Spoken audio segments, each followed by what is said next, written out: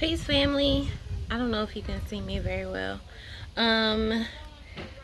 So lately I've been trying to show like garden to kitchen, kitchen to garden. I don't want to say table because it's not always like what I'm cooking, but I just want to show you something else that you can do with your compost from the kitchen. My compost is not huge right now, so sometimes it gets kind of full and I don't want to put anything else in it. But if I am putting together a new grow bag, a new container, or a new garden bed, that's a great place to put your compost. So let me show you this garden bed. So this is the newest garden bed. We're extending this side bed this way.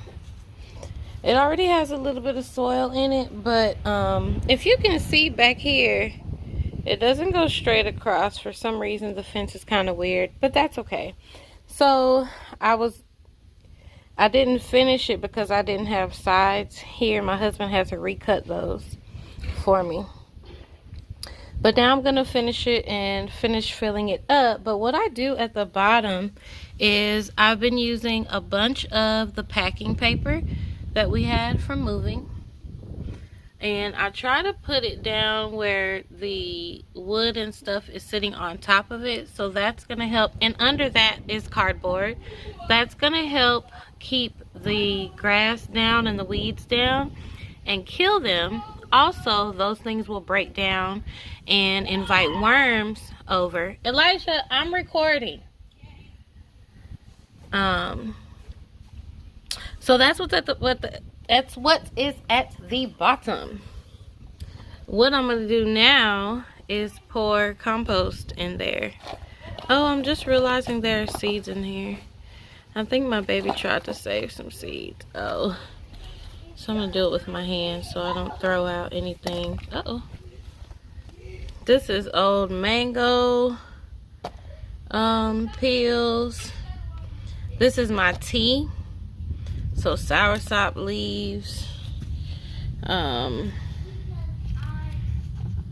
cinnamon sticks, elderberry,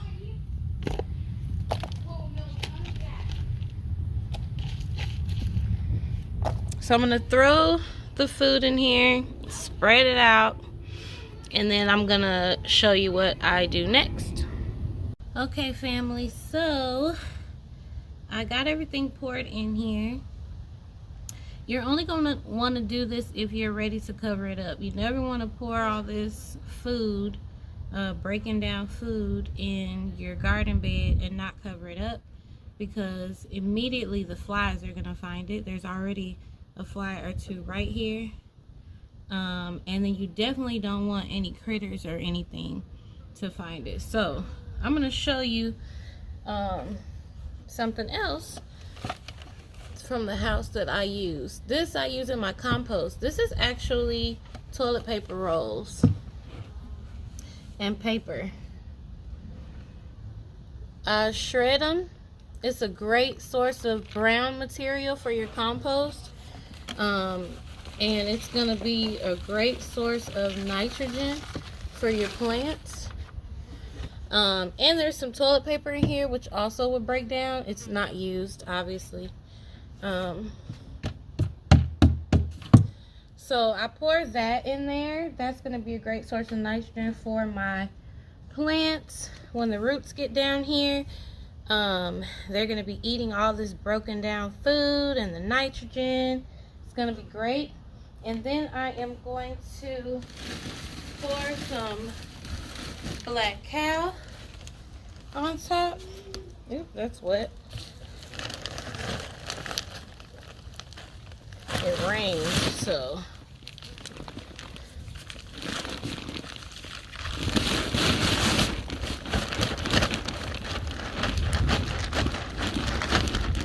and I hope this is an okay angle for y'all, because I'm kind of trying to show you what I'm doing, not necessarily me doing it, if that makes sense. And then I'll show you guys what it looks like at the end. I'm gonna pour black cow and this black cow has been rained in, so it's not coming out as easy as it normally does.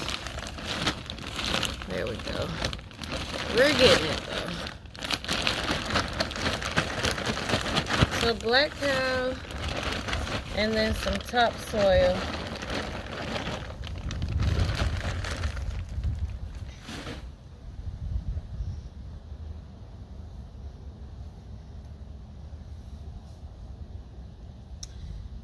Black cow, where's my tool? Hold on. Okay guys, I got a camera girl now. So this is the black cow. It looks muddy, it got rained on. That sucks, but it's okay.